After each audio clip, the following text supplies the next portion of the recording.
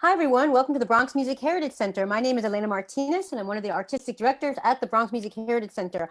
Welcome to our second show in our pretty new series, Music by the Book. Before we get into that, just want to do a shout out to our funders. Our Bronx Music Heritage Center programming is supported in part by the National Endowment for the Arts, the New York State Council on the Arts with the support of the New York State Legislature, public funds from the New York City Department of Cultural Affairs in partnership with the City Council, the Lily Auchincloss Foundation, the Laurie M. Tisch Illumination Fund, and for tonight, the Mayor's Office of Media and Entertainment, Music Month. So with that, tonight, the author we're going to be talking to tonight is Dr. Basilio Serrano. We're going to be talking to him about his latest book, Puerto Rican Women from the Jazz Age, Stories of Success. Dr. Serrano was born in San Sebastian, Puerto Rico, but grew up in Brooklyn. He was part of the chair of the education department at the College of Old Westbury, and he's an author of a few books related to Puerto Rican music. He's the author of Juan Tisol, His Caravan Through American Life and Culture, and Puerto Rican Pioneers in Jazz, 1900 through 1939. We were lucky to meet Basilio Serrano, because in the work that he's been doing for Puerto Rican musicians, he's done a lot of work with the Harlem Hellfighters, and Bobby and I have also been interested in the Puerto Rican legacy of the 369th Regiment in World War I. So with that, I'm going to give it over to our other artistic director at the Bronx Music Heritage Center, Bobby Sanabria. Hi, everyone. Bobby Sanabria here, co-artistic director along with Elena Martinez of the place to be, the BMHC, the Bronx Music Heritage Center, as we celebrate Women's History Month by concluding with Music by the Book series dedicated to, particularly in this case, Puerto Rican Woman from the Jazz Age, the new book by our special guest this evening, Dr. Basilio Serrano. Doctor, bienvenido. Welcome to you here from live virtually on the Bronx Music Heritage Center. Thank you for being with us tonight. Thank you for having me. Great, fantastic. This is a fascinating topic. You've written several books that have become noteworthy, not only with people that are interested in Afro-Caribbean studies, but obviously in jazz, because there's very little written about Latin musicians in general in jazz, but you focus specifically on Puerto Rican artists. And here you're focusing on a fascinating topic, women who are of Puerto Rican descent during the Jazz Age. What inspired you to start writing this book? Well, I had written a book on Puerto Rican pioneers in jazz. And in writing that book, I came across women who happened to be Puerto Rican playing in jazz bands. And as I, kind of dug deeper, I realized that they not only played in jazz bands, but that they were playing a significant role. For example, when I came across the story of Santos Rivera, who later became known as Lolita Cordova, I realized that as early as 1916, she was playing with the Lafayette Theater Women's Band at the Howard Theater in Washington, D.C. She was playing the bass, although the bass was taller than she was and probably weighed as much as she did. Right. And I said, this is very interesting that someone, so in looking at her history, I realized that she also had a sister, and that they both had attended school, the Martin Smith School in Harlem, because their father happened to be a teacher, a music teacher. They had migrated together. The two sisters were born at the turn of the century in Arecibo, and the father, who was a police officer, decided that he was going to try his chances in the music world in New York. So he migrates, he brings his family, he establishes himself and his family first in what was then called Germantown, that later on became Yorkville, and that for Puerto Ricanos, it was important because it was home to the Corso, 86th Street, That's so, for those of you who don't know, it's a famous club that featured salsa. It kind of took over the place of the Palladium Ballroom, which closed in 1966. Of course, I remember it well as a musician. I played there many, many times. The greatest salsa orchestras played at that place. It was run by Tony Ramon and his son. Yeah, Right, right, remember it right. well. Yeah. Yeah, in fact, there's a new book by the guy who operated the Corso, whose name I can't remember, but I read the book, and he provides some interesting insights. You know, if anyone is interested on knowing the history, how the Corso came to be and how it became a salsa joint. But so the family moves into Yorkville, or at that time called Germantown. They lived there only for a while, and then they moved to the Bronx, to Dawson Street, 824 Dawson Street, where the family remained for a long, long time. So this was my start in the search for women, Puerto Rican women in jazz. It turns out that Angelina, the younger sister, became a well-known violinist in jazz circles, and in 1927 she recorded with Josephine Baker in Paris. She was being backed by the Spencer William Band, and Wow. she does 4 solos in 4 compositions. And according to Anthony Barnett, who is a historian on violinist in jazz, he says to me, and he has put it in writing, he says, she is the first woman to record. Now, at first, Anthony thought that she was a Black woman. So he says to me, yeah, she was the first Black woman to record in jazz. And she did it long before any man did it. Right, So, right. so Angelina is important. Lolita is important. And Just then to for many, interject real quick, just to interject real quick. So this scholar, he did not know until he met you that this Angelina was of Puerto Rican descent. he knew that she was Puerto Rican, but to him, you know, to a lot of Brits, he's British. Okay. Puerto Ricans are Black people. You know, Puerto Ricans are Right. just another subdivision of African Americans. You Right. know, Right. Mhm. so you know, I could tell another story of how this happened so often. I remember Roberto Anglero, band leader from Puerto Rico, who had a big band at one time, recorded a lot of music. He one time told me that he had just gotten out of the army and he was with a white soldier. They went to a bar and the bartender refused to serve him Mhm. because the bar says, I don't serve Black people. And he says, but I'm not Black, I'm Puerto Rican. He said, I don't care what kind of Black person you are. You know? Yeah. So so Angelina, you know, gets mixed up in that same kind of way. Right, right. Now I'm really fascinated by this connection with the Howard Theater because Juan T. Sol later on, the great Puerto Rican valve trombonist with Duke Ellington, has a connection, as do many Puerto Ricans, with the Howard Theater. In fact, reading through the archives of the Smithsonian with the great drummer for Duke Ellington, Sonny Greer, he's quoted as saying in his interview with the Smithsonian, he goes, at one time, the band at the Howard Theater was almost all Puerto Rican. Yeah, he was So, the only yeah, he so was the only one who was not. yeah, right. So this connection with the Howard Theater and Puerto Ricanos, how does it begin? Does it begin with Angelina and how et cetera, et cetera? You know, it begins with a woman named Marie Lucas.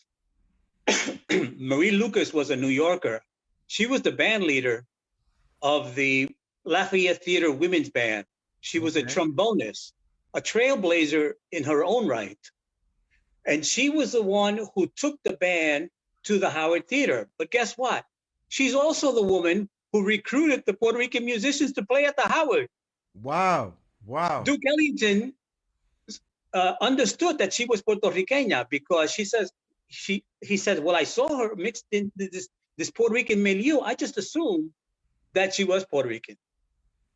But it turns out that she was not. She was African American from Harlem, but somehow she appreciated the musicianship of the Puerto Ricanos. I think that she was among the few who realized, just like James Reese Europe, who Right. realized that these guys could read music, play music, and very often played multiple instruments.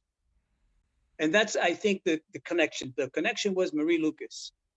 Wow, that's fascinating because I always have wondered about that. Why so? What's this thing? I assume probably I said, wow, maybe the talent booker or the manager of the theater was somehow connected to the Caribbean in some way or whatever. But it's just an amazing thing because obviously these people advocated for Puerto Rican musicians. They saw the excellence that Puerto Rican musicians exuded, whether they were men or women, and they continued to recruit them.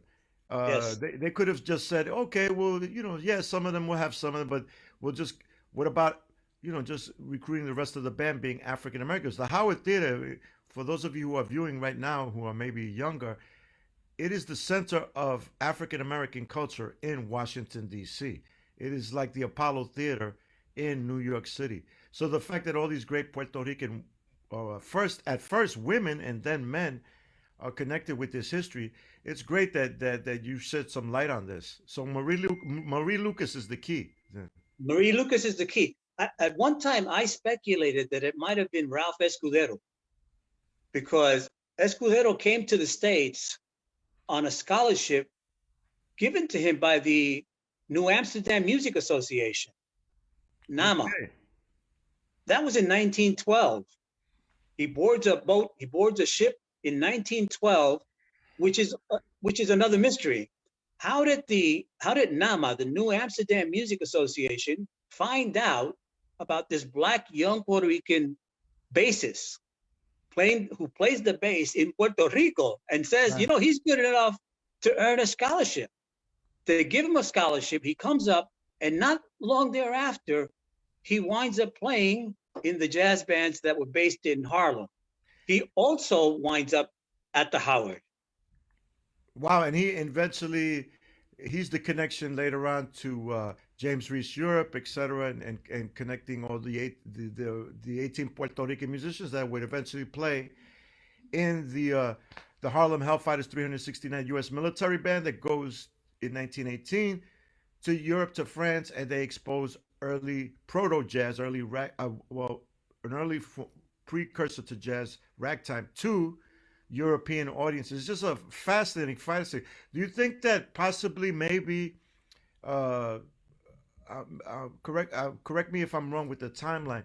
Do you think possibly Arturo Schoenberg living at that Yes, time period? yes. Arturo Schoenberg died in 38. So he was documenting everything that was going on with the Harlem Renaissance. He was called the documentor of the Harlem Renaissance. And he was very much connected he still maintained strong ties to Puerto Rico. So it is possible, it's something that I have speculated. I said, Schoenberg was not only working at his archives at the library, but the library gave him a room to live upstairs. So he actually Wow. lived on 135th Street upstairs Wow. in the library. That building is still there. The original Schomburg Center is still there, but they bricked it up so that you can't get in, but it's interesting because it's right alongside the new building. And when you see the new building that takes up an entire block and you see the original so humble and so small, you say, caramba, what a humble beginning. Right. And so I always wonder, I said, Schomburg was living because he used to live on Kosciuszko Street in Bushwick, where he had a house Mhm. and several children. But he didn't want to make the trek back and forth to Brooklyn in those days. He said, is it okay if I stay here? And can I get a room? And so there is a very small clip of film that shows they're giving you a guided tour of the original Schomburg Center. And he appears in the background. You see him Wow. walking past the camera, and he doesn't say anything, and no one points out who is this man that's walking past the camera, you know? But I imagine that he must have been in his slippers. He said, I live here, you know? Right. So is that the only known footage of him that exists? That I know of, that's the only known uh, footage, moving footage, yes. I think that's the only one that I know of. There are a number of photographs, with his cars in Brooklyn. Right. um, and what have you. But actual moving image of Schomburg, that's the only one that I know. We're getting a little off topic because we're the topic is obviously, of course, Puerto Rican women in the jazz age. But just to connect the dots for our young viewers that are watching that have no idea who Arturo Schomburg is, could you give us a little brief synopsis on who he was and why he is so important to not only the Puerto Rican experience but to the entire Afro-Caribbean diaspora? Yes, Schomburg was a descendant of Afro-Caribbean people and German people who settled in Puerto Rico. And he is the offspring of Josefa Schomburg, his mother. I think her real name was well, I can't recall it right now. Oh no, Mary Joseph. I'm sorry. Her name was Mary Joseph, and his father was known to be Carlos Schomburg, a person of German ancestry. Now there were Schomburgs in Puerto Rico. The Schomburgs are from Aguadilla. Okay. There was a German community in Aguadilla. It included Agustin Stoll and several other families. And incidentally, a graphic artist named Alejandro Schomburg in the art world is just as important to them as Arturo Schomburg is to us in discussing African diaspora. So I'm kind of surprised that we seldom make mention of Alejandro Schomburg. And is he the gentleman? Is he the gentleman that eventually does the first drawings for Captain America? Yes.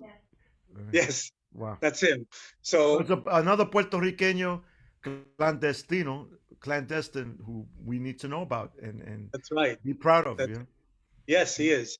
So Schomburg gets involved in the independence movement against Spain in the 1800s, and he gets fed up and he says, a place in the metropolis is where we should fight for independence. So he comes up to New York, where there's a group of Puerto Ricans and Cubans fighting for the independence of their respective homelands. So they had merged together, and Schomburg gets elected secretary of the Puerto Rican section of the Cuban Revolutionary Party that had been organized in the States. And he devotes himself initially to that purpose, but in the process, he had this hobby, this interest in accumulating as much knowledge and as many artifacts about African culture. He was very interested in the traditions of Black people. And so he begins to accumulate a wealth of knowledge and a wealth of artifacts. Eventually, he runs out of space, and he gets into conflicts with his wife, who says, "What are you going to do with all this stuff?" Right. And he eventually makes an arrangement with the New York Public Library that acquires, through a grant, the collection, and then he eventually gets appointed archivist or curator of the collection. And this is all during the Harlem Renaissance, which, yes, in many ways, I would say that it starts the Harlem Renaissance. The way I look at things, I say the jump start point for the Harlem Renaissance is James Reese Europe. But what would you say is considered the general thinking when the Harlem Renaissance starts? Some people pinpoint the Broadway introduction of Shuffle Along. The Broadway, it's the first big time African-American musical to land on Broadway. And so they claim, well, not that they claim, but that they point to that particular moment as the start. And that would bring it to around 1920, 21, which would be a little bit later, a little bit beyond James Reese Europe, because James Reese Europe goes to Europe, organizes the 65th, the 369th Infantry in 1917. Mm-hmm.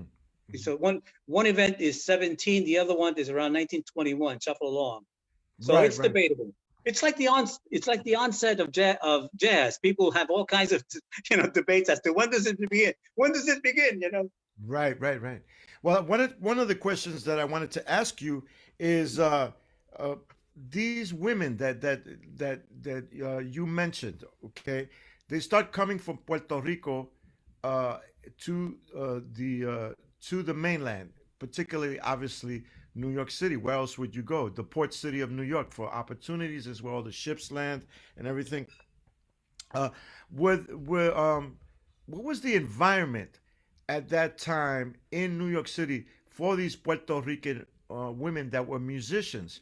Uh, from what you've told us already, there seemed to be a door that was opening for them there that particularly maybe was not open yet to men. So in many ways, we could can we say that it was really Puerto Rican women that led the way later for Puerto Rican men to become involved in jazz during that time period? You know, I, you know, after doing this book and after discovering the accomplishments of the women, for example, one of the women that I talk about is Olga Albani. Olga Albani in 1929 had a radio program on WNBC. She was broadcasting in both English and Spanish. She was singing and hosting the program in English. She was singing in Spanish and English. This is In 19, 1920, the 1929, 1929. Okay. the radio industry is just beginning, and she is among the female pioneers of radio. Wow. Now, in 1935, WNBC gives her a coast-to-coast program. Wow. Now, Amazing. now you have to ask yourself, it was broadcast, by the way, it came on Sunday nights at 9 p.m. You know, when radio was king, she was on the radio broadcasting coast to coast. Wow. Now, ask yourself, what Puerto Rican man achieved that? Right, right. None. Now, there was a Puerto Rican man, el Doctor Roque, a dentist, who had a radio program in New York City in 1926. Wow. You know, he was known as the musician's dentist. He was very close. He was very close to Rafael Hernandez because he was also from Aguadilla. Okay. In fact, his name was Roque Marin, and people have suggested that Rafael Hernandez calls himself Hernandez Marin because of Roque Marin. I got you. I got you. Got it? And Rafael Hernandez, for those of you watching, that he became eventually known as Puerto Rico's greatest composer and also excuse me, also Latin America's most beloved composer. So this is amazing. Now, is Roque Marin, is he responsible for having the first Latino radio show in New York City? He may be the first, right? 1926. And that was significant. That is significant. But what is more significant, I think, was to be broadcasting on WNBC in 1929, and then to be broadcasting coast to coast in 1935. And that goes to Olga Albani, whose real name was Olga Hernandez Rodriguez. She came from a family in Ponce. She was born in Ponce, comes to New York. Her father, Miguel Hernandez, becomes the first Puerto Rican to set up a multinational corporation on Wall Street, selling agricultural utensils and importing coffee. Wow. And he hooks up with another wealthy Puerto Rican named Ramon Aboy. And so they set up this corporation called Hernandez Aboy, operating out of the Bowling Green building that still stands. It's one of the largest buildings. It faces the Raging Bull in the Wall Street area. You know where statue, yeah. When you go there and you see this bull, that building is where the first Puerto Rican multinational corporation was set up, where they had offices in Havana, in Santo Domingo, in Madrid, in Caracas, and in San Juan. Wow. Look no further than to the past for our incredible, majestic history that we really don't know about as Puerto Ricanos growing up in New York City. And when as a young boy myself, we looked up to our musical heroes. But little did I know that there was these other heroes that we need to be talking about behind the scenes, particularly in this case of this gentleman who runs this multinational corporation dealing with other nations back That's right. then. Amazing, Excuse me, amazing. I want to make a point. We have a couple questions came in, and one of them, you just talked about Olga Albani. Esperanza Martel asked, "Have you heard of any of Olga's shows? Have you heard any of the radio shows? Is there anywhere to where to find them?" Yes. Well, I have a listing of all the shows in which she appeared. It's part of the book. And Olga Albani recorded a lot of music. So her discography, as complete as I could put together, appears in the book. So and there are many, many photographs of Olga Albani. Olga Albani happens to have been a very attractive woman. She married a guy who claimed was a count. So she was often called Countess Albani. But she was so attractive that she appeared on many, many magazines devoted to the radio trade. You know, the radio was king. There was no television. And it's fascinating to see how often she was asked and she was placed on the cover of radio related magazines. I can show you one cover that the camera might be able to pick up. So here's Radio Guide magazine, and Olga Albani is on the cover. Wow. Now, who would know? Who would know seeing that at the time that this woman is Puerto Riqueña? You know, I mean, what a fantastic image, you know, of her. Yes. How Here's long? what How she, long? How here's long? what she looks like, by the way. Wow. She was about 22 years of age. Here she is on the cover of Radio Log magazine. Amazing. Here she is with the RCA orchestra in the recording studio. Amazing. Amazing. Here she is on the cover of Microphone magazine. Oh God. Now, in these magazines that she was featured in, etc., would she just be featured on the cover, or would they do little interviews with her? No, I quote a number of articles that were extensive because the interviewers very often were women, and they were fascinated by her. They said, "Boy, how did this young lady get so far so fast?"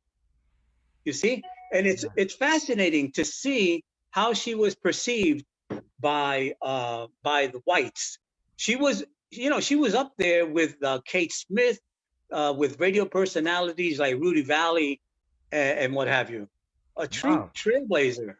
Now, did she ever, because of her beauty, etc., was she ever offered any Hollywood film roles at all, or Broadway roles? She did 2 movies. Yes, she did 2 movies, but she was a mother also. They had a child that she was raising. She was married. She was anchored in New York for a while, and then she divorces the count, but she marries a politician from Chicago. So she reestablishes herself in Chicago. But here's the sad story. The sad story is, by the age of 40, she dies of renal failure. Wow. So in part, one of the reasons why we don't know that much about Albani is because she died so young. Right. And also, just to point out about her, while some of the women in your book sort of straddle, they're performing during the jazz age, but they might not be specifically jazz singers. She did record with the Paul Whiteman Orchestra, right? And like other bands, the Ray Sinatra Orchestra, which was like a swing band. So she has some literally jazz recordings, right? Yes. Oh, yeah. And she talks a lot about jazz. She was fascinated with jazz. Unfortunately, the discography does not show much jazz except for the recordings that she did with the High Hatters. Big band swing, similar to the Paul Whiteman band. Right. Now, I mean, the Paul Whiteman band, this is the band that premiered Rhapsody in Blue by George Gershwin back in 1926. So she's like at the top of the elite in terms of working with band leaders. Wow, so this is amazing. Now, I'm curious about her radio show. Would it be half in Spanish, half in English, or would she feature also women musicians on the show, or other Latinas or Latinos? It's interesting because she's believed to be the first crossover artist, and I was looking to see when was it that she records in both English and Spanish, and it happened in 1929. In the very first date in the recording studio, she's accompanied by two bands, one that specialized in English language music, which was the RCA studio band, and the other was a Latin band. And on that particular day, she records in both languages. She puts aside her Spanish voice and she records in English, and then later on she records in Spanish. So, fascinating woman. But by the way, since we mentioned Paul Whiteman, there was a Puerto Rican woman working with Paul Whiteman, fronting the band, Marquita Rivera, in 1938. In 1938, the Paul Whiteman band had three Puertorriqueños. Willie Rodriguez was doing the drums. Right. Miguel Duchesne was playing the trumpet, and Marquita Rivera was dancing up front. Amazing. Willie Rodriguez is a fascinating person to me. I've known about him since I was younger. He became kind of the king of the recording studios in the 1950s and 60s, and he also provided a lot of opportunities for fellow Latino musicians by recommending them. So, and he's also the uncle of the great Ramon Monchito Munoz, who became a drummer himself. And Monchito was the bongo player on Tito Puente's iconic Dance Mania album, you know? So, Willie Rodriguez, like, how did he, and again, we're veering a little off track, but we're going to connect the dots. How did Paul Whiteman hear about Willie Rodriguez, or vice versa? It's a fascinating story. We really don't know. We know that Augusto Rodriguez, his older brother, was a jazz man at the Vanderbilt Hotel when it opened in 1919. Wow. He had a band called the Midnight Serenaders. And later on, he left, he was a pianist. He left the music environment to direct the chorus of the University of Puerto Rico. His brother decides to come to the States, and he lands almost immediately with the Paul Whiteman band. It's almost as if Paul Whiteman was looking for someone like Willie Rodriguez. Right. And so he records extensively, by the way. He left a significant collection of recordings. Willie Rodriguez, a lot of people don't know, but Willie Rodriguez was Johnny Pacheco's mentor. Right. Johnny Pacheco was a percussionist. Right. You know? And if you search the internet, it's fascinating to see Pacheco as a teenager sitting alongside Willie Rodriguez. Right. And unfortunately, as happened with Olga Albani, Willie Rodriguez dies at 53 of appendicitis. He was visiting his folks in Puerto Rico, gets an appendicitis, gets an appendix attack, and doesn't survive it. Right. So he leaves us at an early age, but he did leave behind a legacy of recordings. Yes, and for those of you who are into Maestro Ray Barreto's music, Ray Barreto had a charanga in the early 1960s, and Willie Rodriguez is on some of those recordings playing timbales in the charanga style. Getting back to, excuse me, wait, Bobby, one second before we get back into the women musicians. Just a couple of general questions. Maybe both of you can add. Jose Velasquez wanted to know, was the term Latin jazz used by any of these women pioneers? And also Derek Leon Washington had asked about, we know that there was people from the United States going to Puerto Rico to find Puerto Rican musicians, like James Reese Europe, the Harlem Hellfighters. Did Puerto Rican musicians see the U.S. As having more opportunities to play, so that they just came on their own? I mean, what would you say was the balance between that? So just for those two questions. Well, I think they saw opportunities. The word got out. There was money to be made. Don't forget, we're talking about the years surrounding the Depression. Juan Tisol joined the Duke Ellington Orchestra just before the stock market crashed. So you have to realize, he joined the Ellington band in the summer of '29, and the crash took place in October. So you have to consider the fact that they were thinking economics when they were making their way here. There was a large contingent, it was a viable community of musicians. Many of them had settled in in El Barrio, you know, in the 1930s, in close proximity to each other, you had Rafael Hernandez, Joe Loco, the Palmieris, Tito Puente, Tito Rodriguez, all living close to each other, not to mention a woman pioneer, Olga San Juan, who all lived and all attended the same church. And they all participated in the children's workshops that existed for those children at the time. And of course, Maestro Tito Puente as well, from El Barrio, who was a child performer along with his sister Annie, who they had a dance team modeled after Fred Astaire and Ginger Rogers. They had studied acrobatic tap and dancing. Maestro Puente studied for 8 years with the great Victoria Hernandez, Rafael Hernandez's sister. Maestro Puente studied piano with her for 8 years. So you have all this synergy happening in this one neighborhood in East Harlem. Just amazing, amazing. Talk a little bit more about, well, we don't get really to what we call Latin jazz, or the first form of Latin jazz, Afro-Cuban jazz, into a really a codified style until we get to the Machito Orchestra starting in 1939. Of course, nothing is born in a vacuum. There were people like Agosto Cohen as a band leader, etc. But tell us, before Machito experimented with jazz elements, etc., Cab Calloway was experimenting with Latin elements in his orchestra when Mario Bazar was the trumpeter, in a certain novelty numbers. But we don't get to really a codified stylistic form, the first form of Latin jazz, Afro-Cuban jazz, until Machito. But tell me, is there any documentation of how women were treated, especially Puerto Rican women, during this time period, who are in the jazz age and obviously are thriving to a certain extent from what you've told us? Is there any was there any pushback from men at the time? Is there any documentation of that, or any interviews with women saying, hey, you know, it's great that I'm a musician, but sometimes I have to work 10 times harder just to prove myself because it's a man's world? Anything to document any of that? Yes, you know, I dedicate some space to the kind of pushback that all women received.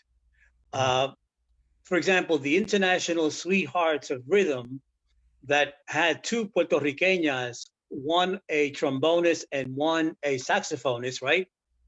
Judy and Grace Byron.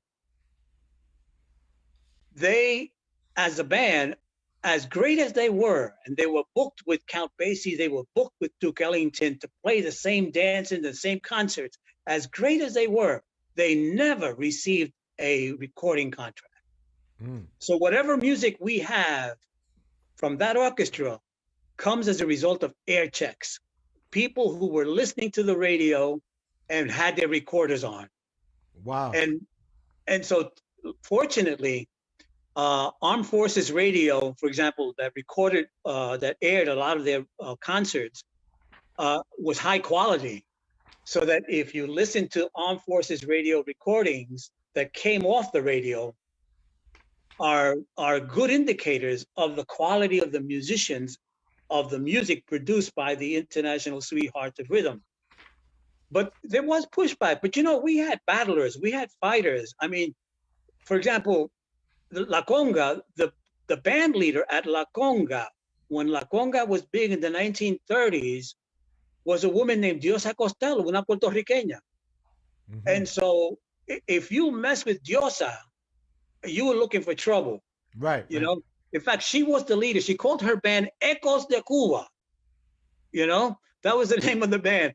Now, she was another pioneering Puertorriqueña who experimented with jazz, who traveled up and down the Eastern Seaboard playing at different venues, including Miami. To play in Miami, she learned some Yiddish language so that she was able to sing to the Jewish community in Yiddish, you know? Biting Aviles talks about this in an interview that they made of him. He says he was impressed by how little he understood what she was singing about. Right. Diosa Costello was one of those women who really opened the doors for Puerto Rican women.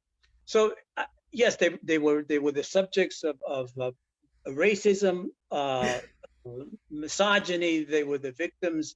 You know, they hated their accents because some of them, because they came as teenagers, they still had pronounced Spanish accents, and so they had to overcome all kinds of prejudices. Uh, I devote some space to that, Rob, to that, to those issues because I think that their survival is an indication of the kinds of skills that they had to survive. In fact, the Cordova sisters, you know, Angelina Rivera and her sisters from 824 Dawson Street, at one point even got arrested because they were willing to fight. You know, they were they went to they were performing at a club in Canada, and the club refused to pay them after they had performed. Right. So they began to smash the windows of the place. You know, they called the police, and they wound up in jail. The three of them. Wow. You know, That's a scene that needs to be reproduced in a movie. Excuse me, Basilio, can you talk a little about, mentioned, we talked about the Vivera sisters. Another group of sisters mentioned in your book, as you just mentioned, the Byron sisters. Some of them were in the International Sweethearts of Rhythm. But can you go into a little bit of their history? Because their older sister, Elsie, she wasn't part of the Sweethearts of Rhythm, but maybe just talk about them as another sister group.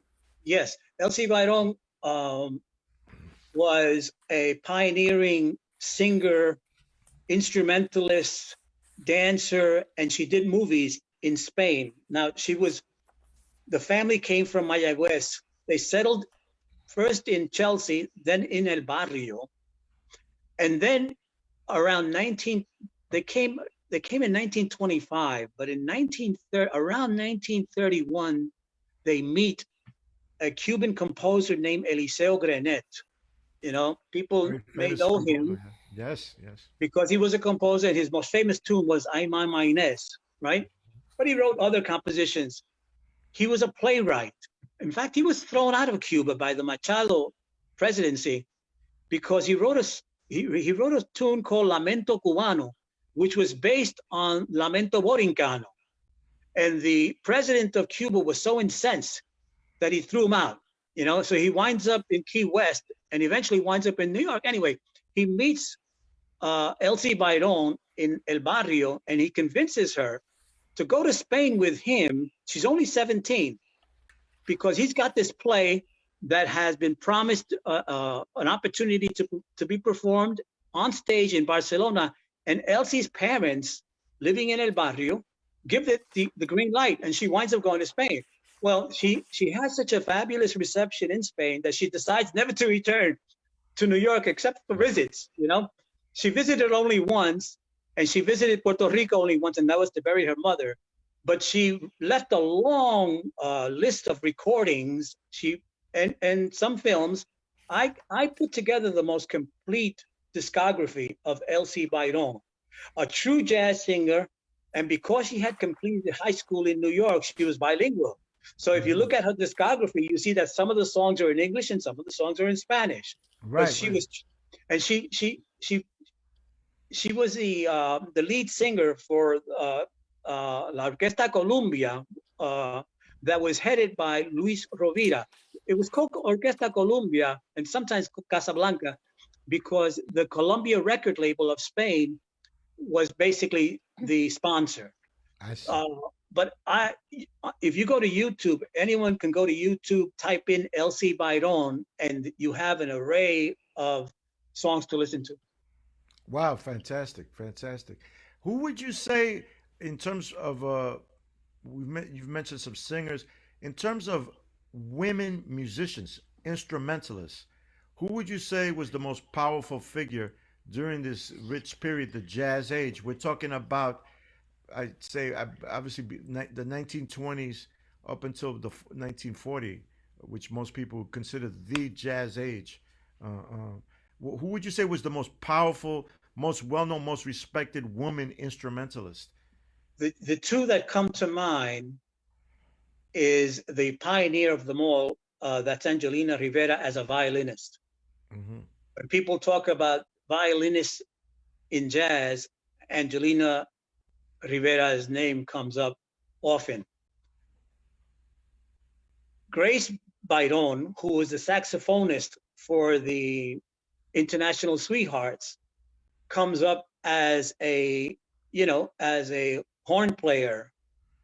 But it's interesting because Lolita Cordova, who was, Lolita Rivera, Diosa Costello, and Elsie Byron were all percussionists. And I have pictures of them all playing what appears to be tumbadoras, handheld tumbadoras, light tumbadoras, not the big ones, but they're holding the tumbadora. And at one point, Diosa Costello appears in a Broadway play with the Marx Brothers, and she plays the drum as part of the musical. So they were not knockout instrumentalists to the point that they're recalled as instrumentalists like Willie Rodriguez that we just mentioned. Right. When Rodriguez is referenced, it's always about what a great percussionist he was. But they were nevertheless good enough to record and good enough to bank on the instrument as a way of enticing, appearances. Fantastic. I want to remind our viewers that if you have any questions for Dr. Serrano, you can please type them in the chat. Elena will read them to Dr. Serrano. Elena, do you have any insightful commentary, as you always do? I know you do. So, well, one of the questions I wanted to ask Basilio was about the two groups of sisters. You had the Vivera Sisters performing in the trio, the Cordova Sisters, and that was at the same time that you had the Andrew Sisters. So there was these like small girl groups at the time were sort of a hot thing. The Andrew Sisters, the Cordova Sisters later become like a model, you say, for the De Castro Sisters in Cuba, and then of course you have the Byron Sisters in the International Sweethearts of Rhythm, and at this time, they were all women big bands, right? Because it's World War II. Men are going off to war, so you have that's why all these like women big bands are formed, at least for a while. They're sort of like a novelty, at least for a while. And actually, African American women big bands go back to the 1800s, 1880s, and then of course the greatest one of that in Latin music is Anacaona, right? So we know that Anacaona is part of this sort of movement at the time too, from Cuba. Do you think like these women, the Rivera Sisters and the Byron Sisters, were they capitalizing on that? Like this is like a thing in popular culture, women bands. Were they capitalizing on that, or just sort of like was it an organic thing? Do you think? The Cordova Sisters predate the McGuire Sisters, the Andrew Sisters, and the Boswell Sisters. Wow. The Rivera Sisters were the Cordova Sisters were active in the 1920s. So it's before the well-known white bands or white women orchestras, trios. It was usually trios of sisters. In the case of it's a kind of ironic because biologically they were sisters. When you talk about the Boswell sisters, they in fact were sisters. The Andrew Sisters were in fact sisters. So it was just a kind of an interesting phenomena that you had three sisters coming together. In the Puerto Rican case, the Rivera Sisters, who chose to call themselves the Cordova Sisters because Lolita had married Jose Cordova. And for some reason, she preferred that name over Rivera.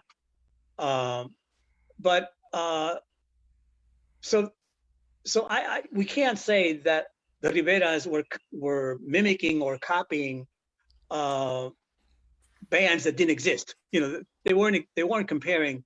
They weren't mimicking white bands because the white bands or the white groups of sisters did not exist when they were active.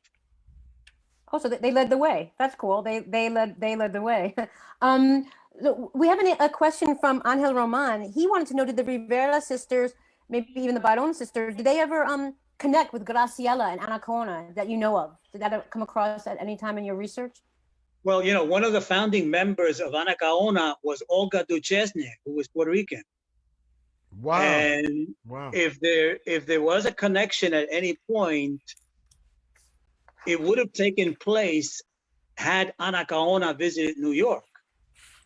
Now, whether that happened, I'm not sure. I didn't come across that piece of information. I do know that thanks to Rosana Duchesne, our good friend Rosana, who is also very knowledgeable of the Harlem Hellfighters, because her grandfather and his cousin were members of the Hellfighters. Rafael Duchesne Mondriguez and Rafael Duchesne Nieves were both members of the Hellfighters band. She was the one that told me that Olga Duchesne was a member of Anacaona, a founding member of Anacaona. She was a trumpet player. And so the connection between the Puerto Rican female musicians and Anacaona, I don't know if it existed. If it did, it could have happened in New York. The other possibility was that at one time, Mapi Cortez, a great Puerto Rican singer and filmmaker, she made over 50 movies, including one Hollywood movie with Victor Mature, 7 Days Leave. She worked a lot. She worked extensively in Latin America, and she did spend time in Cuba. And it's possible that that connection might have taken place between, since she was a musician, since her husband was a musician, Fernando Cortez, and Anacaona was active at the same time in Havana, that connection was probably real. But otherwise, I don't think that, I'm not sure. I don't believe that there was a connection between Anacaona and the Rivera sisters or the Byron sisters. Now you said that Olga Duchesne was part of the formation of Anacaona. How was that? Was she living in Cuba at the time? Yeah. Oh, because, at the turn of the century, a number of Puerto Rican families mostly from San Juan settled in Cuba. It included the Tisols. There was a group of Mateo Tisol, one of Juan Tisol's uncles, moved to Cuba. Rafael Duchesne's relative also moved to Cuba, and then there was also the Montañez. So they started the Montañez branch in Cuba, the Duchesne branch in Cuba, and the Tisol branch in Cuba. So Olga, of Puerto Rican heritage, was born in Cuba. So no, it was not that that she left Puerto Rico for Cuba. It's that she happened to be born there because her family had moved to Cuba at the turn of the century. Wow. One of the things that Amazing. happened, one of the things that happened after 1898, after the U.S. invasion of Puerto Rico, there was an economic depression, and people chose to leave. And hundreds of people went to Cuba. Hundreds of people went to the Dominican Republic. This is why you have a number of Dominicans who are of Puerto Rican heritage. Joaquin Balaguer, for example, who was the president of Santo Domingo, was Puerto Rican from Ponce. And Oscar de la Renta was also from a Puerto Rican family from Ponce, because that was part of the migration that took place. Once the U.S. invasion takes hold, the economy goes into a deep depression, and Puerto Ricans begin to leave. Thousands went to Hawaii. That's how we get this large Puerto Rican community in Hawaii. Mm-hmm. Amazing, amazing. I mean, so when they moved to Cuba, did they mostly settle in La Habana, or did they go to the Oriente region, the eastern part of the island, or? No, they Mateo Tisol, for example, settled in Santi Espiritu, which is a city in the center of Cuba. It's way off, far from the metropolis. Later on, they moved to Oriente, and it was a Tisol who organized with Fidel Castro el ataque al cuartel de Moncada in 1950. Wow. He goes to jail with Fidel Castro.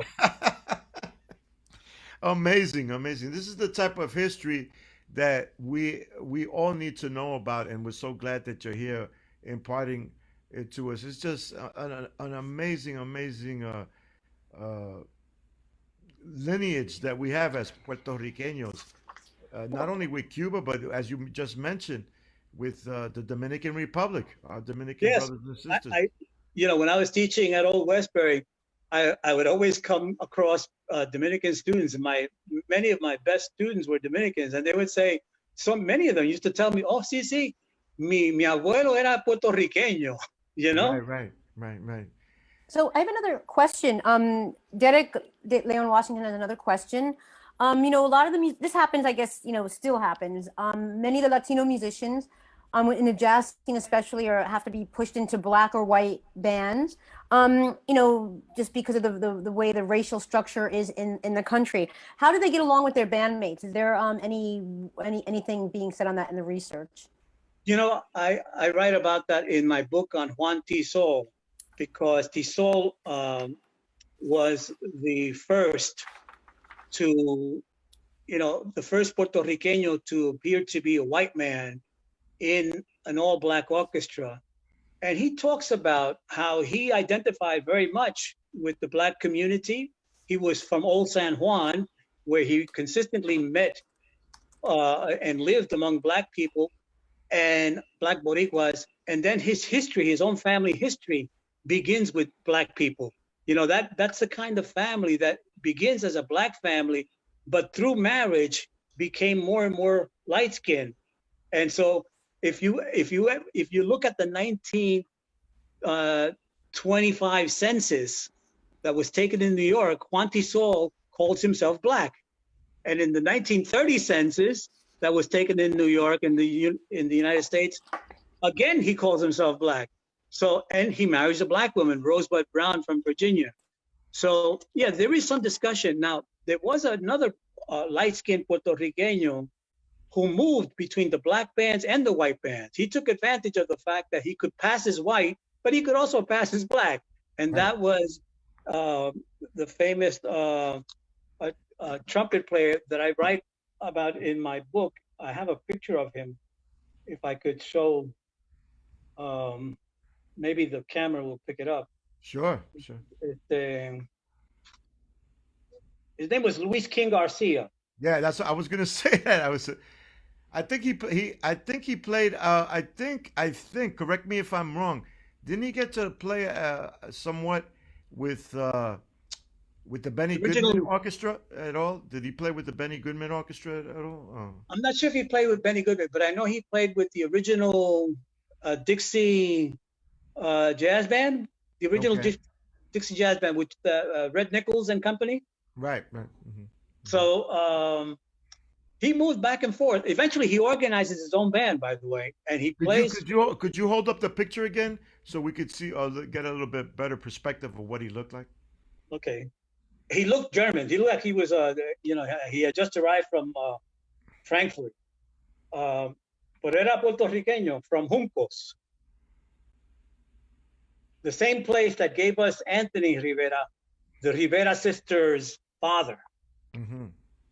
Anthony Rivera, his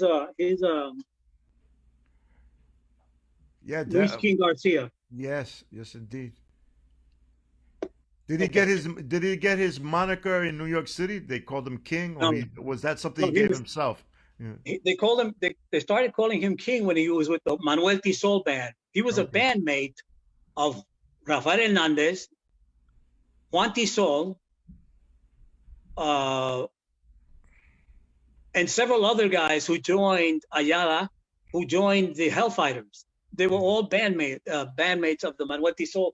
Manuel Tisol was the instigator. Manuel Tisol, Juan Tisol's uncle, biological uncle, but his father, because he raised him, Juan Tisol's real father, biological father, died young of tuberculosis. But he organized tremendous bands, and he recruited the best musicians. And when James Reese Europe went to San Juan to recruit musicians, he raided the Manuel Tisol Orchestra. Right, man. Now, some people have speculated who was the connection between James Reese Europe and San Juan, and they speculate that it might have been Escudero, because Escudero was working in Harlem, living in Harlem. He had arrived in 1912, and he was floating around the different bands. And it's possible that Escudero probably met Europe at the Clef Club that was organized by Reese Europe. And it was probably him who said, listen, if you're going to San Juan, talk to Manuel Tisol and he'll fix you up. And that's how he gets Ocholo Hernandez, Rafael Hernandez. He tried recruiting Juan Tisol, but Juan Tisol suffered from a severe form of stigmatism. He didn't have the vision to be eligible for the military. So he was like 4F, declared, unsuitable. But he did take 18 guys, including Santiago Sanchez and several others. And, they were all the students of Manuel Tisol. Well, Elena has some insight possibly into the possible connection of how James Reese Europe was able to recruit directly from Manuel Tisol and raid basically his band, as you say. Elena has some insight into that. We've discussed this before in terms of James Reese Europe, and I believe you said to me, Elena, that Manuel Tisol also recorded. Both of them recorded for the RCA label at the time, and yeah, the the Talking record label, right? What became the RCA label? Yeah, RCA, Victor Talking Machine Company. Yeah, so that was based in Camden. Yeah, yes, and James Reese Europe was on that label, and also that label did a tour through Latin America, stopping in San Juan. So Manuel Tisol would have had a lot of connection there too. But I think Rafael Escudero seems like probably an important connection as well with that. So there's probably a few connections James Reese Europe had. Yes. That's why Puerto Rico was probably on his mind. Yes, yes. In fact, RCA, or Victor Talking Machine Company, recorded the Manuel Tisol band in 1910. Juan Tisol, who was 10 years old, was the violinist for the band. Wow, amazing, amazing. I have a picture of that band in my book on Juan Tisol, by the way. Fantastic. I mean, I would have loved to have been the fly on the wall to see James Reese Europe getting off the boat with Colonel Haywood, the military colonel who was assigned to direct the 369th Regiment, but obviously he went with James Reese Europe to recruit the musicians in Puerto Rico. I would have loved to have been the fly on the wall. Who was there? Translator? And who knows? Probably Manuel Tisol, being a sophisticated erudite man, he probably spoke English. So they probably what the conversation was like in terms of the recruiting process. What did they say to them to entice them to come to New York City and to be part of this band, et cetera, et cetera? It was just. Is there any documentation of any of that? Like. Not really, but the proposal must have been, to the musicians, when they first hear of the proposal, it must have been totally absurd. Come to a foreign country where it's cold to join the army, to be possibly shipped to Europe. I mean, all kinds of obstacles had to be dismissed. And in fact, 14 of the musicians leave on one voyage back with Reese Europe, which goes to show how convincing he was. 4 of them stayed behind because they had to think about it. We'll think about it. One of those 4 was Rafael Hernandez. Wow. Who chose to go back. He said, "I'm staying. I'll think about it," and yet he decides in the end, and he convinces Santiago Sanchez, his brother, and a 4th whose name I can't recall. And then the 4th of the 4 of them get on board a boat in July and join the rest of the band. It's just an amazing story that you're never going to hear, or if you see Ken Burns' 18-hour documentary on jazz. It's unfortunate that we're so left out of the mix, but we're so happy that you've taken the time to dedicate yourself to this history. It's really as far as I know, you've been the only one that has dedicated yourself to uncovering this incredible wealth of history that exists. I mean, what I'm just inspired by the story of the women in and of themselves, the obstacles that they had to face, and then being speaking Spanish, and then just triumphing, being triumvirate in this world that's not really too hospitable to them. Uh, Not only in the music industry, the movie industry, and the radio industry. You know. Yes. So, oh, well, Bobby, actually, since you mentioned movies, I wanted to ask Basilio about that because one section of his book talks about women who were musicians and dancers, but also were very important in film. We mentioned some of them already: Dieso Castello, Mapi Cortez, Blanca de Castellon, Olga de San Juan. Olga Albani was in movies, Marquita Rivera. So it's fun. All these women have multiple talents. They're dancers. I mean, incredible histories too. Like Marquita Rivera learned flamenco from Rita Hayworth's father, Eduardo Cancino. It's come up before in some of our interviews. So they're musicians. They sing, they dance. At the same time, it's like they're making movies during the Good Neighbor policy. So singing and dancing and showing the celebratory life in Latin America is really important at this time with the Good Neighbor policy. Could you maybe talk about how that sort of these women came together in these movies at the same time the Good Neighbor policy is going on, right. and how did that? Do you think that was not a coincidence? I'm assuming. And, right? and Dr. Serrano, just for those of our viewers who don't understand what the Good Neighbor policy was, can you give us a little short explanation of what the Good Neighbor policy was? Yes, the Good Neighbor policy was an attempt by the United States government to build bridges to Latin America. They wanted to become good friends with the Latin American neighbors. And so they put together a program where they would send cultural envoys, cultural ambassadors. And, since you mentioned that, there is a documentary film of Mapi Cortez, who leads a battalion of artists to Mexico.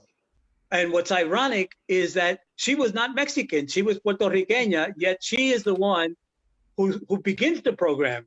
And now getting off the plane is the international star, Mapi Cortez. And, she begins immediately singing one of her tunes. And then later on, all the other Mexican players play their role in the film. But they used the Puerto Ricanos not in that capacity, but when Olga San Juan was in her prime, Bob Hope recruited her to entertain the troops that were about to be sent off to World War II and eventually the Korean War. And so the Puerto Rican women had an opportunity to not only serve as ambassadors or as performers, prelude to ambassadors, but they also had the opportunity to entertain soldiers and a dual purpose in a sense. In terms of Olga San Juan with Bob Hope, I mean, that's a fascinating in and of itself. I mean, tell us a little bit about Olga San Juan, who's Olga San Juan was, originally from Brooklyn. The family settles when the family arrives from Puerto Rico. Luis San Juan, that's his real name. San Juan is not a made-up name. I've been asked, why did she make up that name? She didn't make it up. That was her name. She should be commended because she didn't change her name. A lot of performers would change their names. But she said, no, I'm going to honor my father and I'm going to keep my name, my father's name, San Juan. And, it's an interesting family history that was full of tragedies. They had the couple, Mercedes Arcaya and Luis San Juan, had two boys born to them while they were residents of San Juan. They both died. And I think that's what motivated them to leave for the United States. They settled in Brooklyn, in Red Hook. And between Brooklyn, the Red Hook neighborhood, and another neighborhood in Brooklyn called Vinegar Hill, they have 4 more children. And incredibly, all 4 children die. And that's when they then moved to El Barrio. And that's when the family becomes part of that small community of Puerto Rican musicians that included Tito Puente and Pablo Rodriguez, later on becoming Tito Rodriguez, right? And sadly enough, in 1936, Luis San Juan passes away, and Mercedes Arcaya decides that she's going to take a chance to take her daughter and a younger daughter named Aura San Juan. She's going to take them to Hollywood because she really believes that these two girls can really make it in Hollywood. Olga San Juan had already been performing, and she was already a dancer at the Copacabana. So even though she was a minor, but she says, well, my mother used to chaperone me because even though I was on the cabaret team, I wasn't old enough to enter alone. So my mother used to take me, I would perform, and then we would go home to 114th Street where they used to live. And she then in 1939 says, I'm taking a chance with my daughters. I'm taking them to Hollywood because I think they can make it. And they did. Olga San Juan immediately gets a contract with Paramount, and her younger daughter eventually becomes a singer for the Javier Cugat band, Aura San Juan. That's amazing, amazing. And then Olga becomes a star of stage and screen. I mean, yes, Olga becomes famous on Broadway because, speaking of Rita Moreno and Chito Rivera, Olga San Juan was there before them, right. Because in 1951, she wins the Best New Actress Award. In those days, in 51, they didn't have the Tony Awards. So technically speaking, we could say that Jose Ferrer is not the first Tony Award recipient. The first Tony Award recipient was Olga San Juan for Paint Your Wagon. Wow. And if you listen to the music of Paint Your Wagon, it's truly, you can really appreciate Olga San Juan's singing ability. Now, she was a great actress, or great actor, if you want to use that word, in both dramatic and comedic roles. And fortunately, all her movies survive. And if you get on the internet and you want to see an Olga San Juan film, you got it. They're all available. She was truly, unfortunately, truly a forgotten legend, And New York City waited until Mayor Koch was mayor. Olga San Juan is an elderly woman, and the Koch administration decides to give her the key to the city of New York. She comes. She had already suffered a brain hemorrhage, so you could see that she walks with a cane. She was having difficulty walking, but she comes to New York to receive that honor that is prestigious and important. But it was Mayor Koch, the Mayor Koch administration's way of saying, we know that although you've been a great Hollywood performer, we know that you're a New Yorker. And we just like to take the time to tell you that. So she's a daughter of Brooklyn. She was born in Brooklyn or on the island? Mm-hmm. She was, technically she was born in Brooklyn. Right.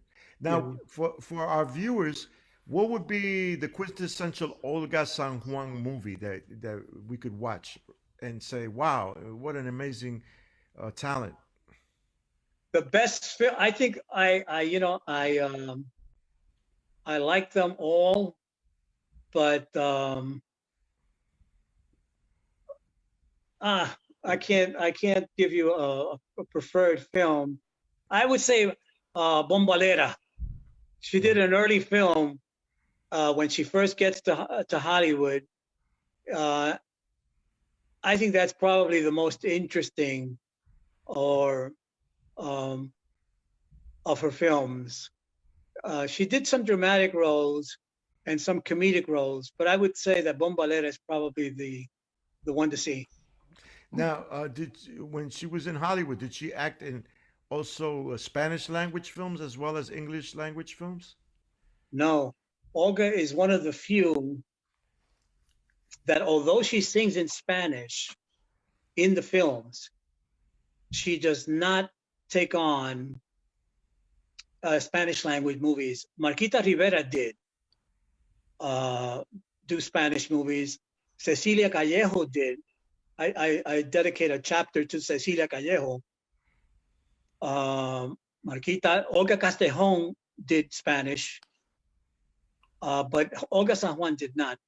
All the films that San Juan did were all in English. She cut her career short because she had a family to raise. She had several children. Her husband was Edmund O'Brien, an Academy Award winner from New York City. Right. And so to raise the children, she cut her career short. And she appears one last time on a television program that was headlined by her husband, Edmund O'Brien. He plays a police officer, and she makes a guest appearance, and she sings in that film. I put together a complete list of her movies, and I also put together a complete list of all her recordings. Mm-hmm. Yeah, so Basilio, so yeah, in the book, I mean, Jose Velasquez asked, where can we view these films? You said they're online, and also, if you get the book, if you're able to get Basilio's book, the discography's in there, but a lot of the stuff is online, right? You said a lot of these films are online? Yes, for all these women, most of the music that they recorded, for example, a lot of Mapi Cortez movies are online. A lot of her music is online, either on YouTube or in other venues. The same thing is true of Cecilia Callejo. Most of her movies, almost all of Blanca Castejon's movies are online. Almost everything that was recorded by Elsie Byron is online. Everything that was recorded by the International Sweethearts of Rhythm is online. So fortunately, we have that. The thing is that no one had ever pieced together the fact that all these women were Puerto Rican. Right. You know, right. It didn't occur to anyone to say, caramba, these women have something in common. They all come from this little island in the Caribbean. Right. Amazing. And so we have another question. Annette Aguilar has asked, Basilio, your books are amazing. All the research you've done. How do you start your research? Like, what records do you go to? What archives? How do you do your research? I use everything possible. I've spent a lot of time in the libraries in Puerto Rico, especially El Archivo Nacional, that's in Puerta de Tierra, outside of San Juan. I've been to the Smithsonian. I looked through the entire Duke Ellington collection, for example. I've used the Library of Congress because that's where you see the music that is actually copyrighted. When someone says, who owns the copyright to Caravan? The Library of Congress confirms that copyright is owned by Juan Tisol. When you want to know who owns the copyright to Perdido, another one of Tisol's compositions, or anything that Duchesne recorded, any of the Duchesnes, it's all in places like the Library of Congress, the Smithsonian. Down in Florida International, there's the Cristobal Diaz Ayala collection.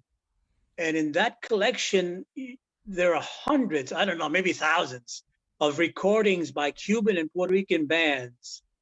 There are some books, for example, Richard Spotswood has an entire volume of all the recorded music up until around 1941 done by Latinos, by Spanish-speaking people, and in there are the Puerto Rican recordings.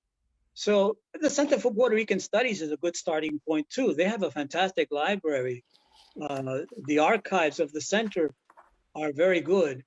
So there are numerous places. Sometimes you have to go out of your way. I took a trip to Los Angeles because the Harry James archives contain the music of Juan Tisol that he wrote when he was with the Harry James Orchestra. He was with them for 15 years. Right. So there was a lot of music to look at. So if you are looking, sometimes it's going to require that you spend money, but it's worth the trip. And sometimes it's entertaining. It's very entertaining, and sometimes it's a vacation. I mean, while I was in Los Angeles at the UCLA library, I also went to a few Dodger games. Which is another history associated with Brooklyn that we won't get into. But Basilio, you said that one book was Richard Spotswood. That's the author's name, Richard Spotswood? Yeah, Richard Spotswood.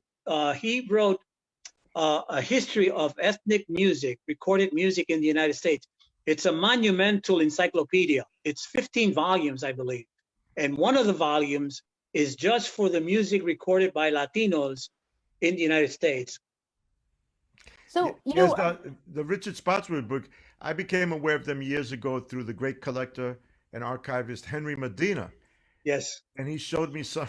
I go, how could this guy have done this? It's like you got, I mean, the incredible, the detail of it as well, where things were recorded, the names of the musicians who appear on the recording, as far as best he can, get from whatever's, sometimes I must say, sometimes you'll look at whatever the contract says on the date or what's registered with the musicians union, and you see the names on there. So you assume, okay, this gentleman played on this. For example, on the Tito Puente Dance Mania, it says Ray Rodriguez plays bongo, but no, that was Monchito Munoz. He was not a member of the union, so he borrowed his uncle's union card, and his uncle's name was on the contract. So that's another layer of research that you have to get into as well, sometimes when you're doing this kind of detective work. So it's always great to speak to the musicians that are still alive, that were on those recordings, if you can. one other thing I just want to mention, talking about Basilio's research and his work, all the different archives and the places he goes to, the collections he looks through.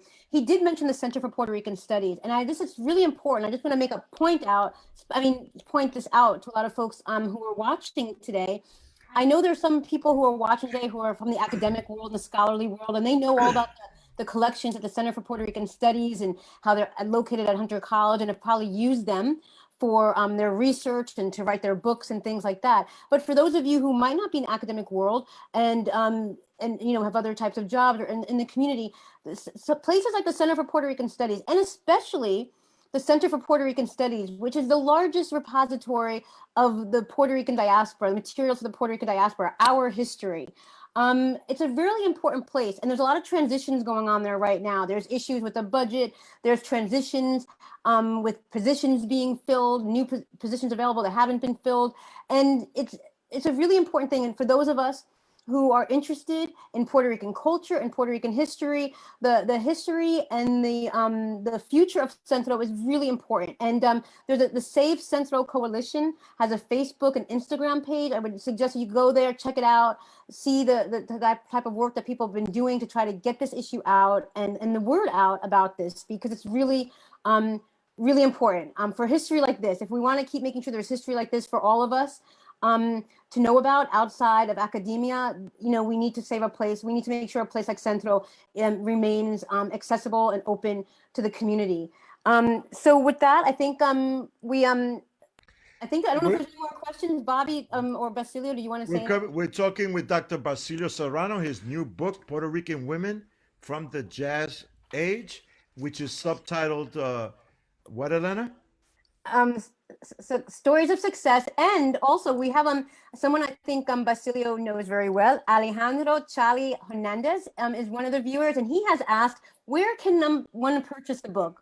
Basilio, can you tell us where we can get your book? Oh man, it's so nice to know that Charlie Hernandez, Rafael Hernandez's son, is with us. Charlie's a talented singer, very nice man too. The best place is barnesandnoble.com or amazon.com.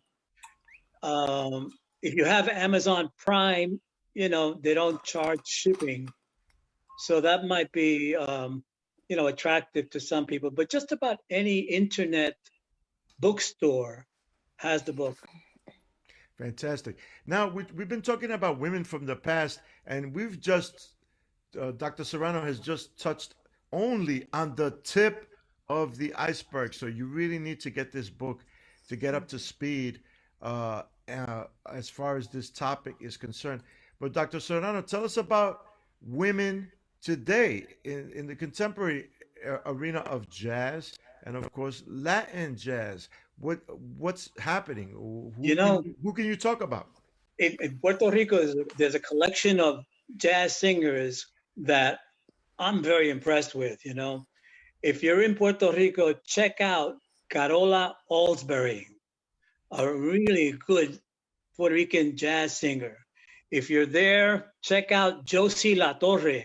Josie was the lead singer for a while with Haciendo Punto en Otro Son, but today she interprets the music of Celia Resach in a jazz mode, and she has some recordings, and so does Alsbury. They both Alsbury sings with the Humberto Ramirez band, but one singer that often sings with Humberto is Michelle Brava, a very good singer, and she has an LP available through Amazon.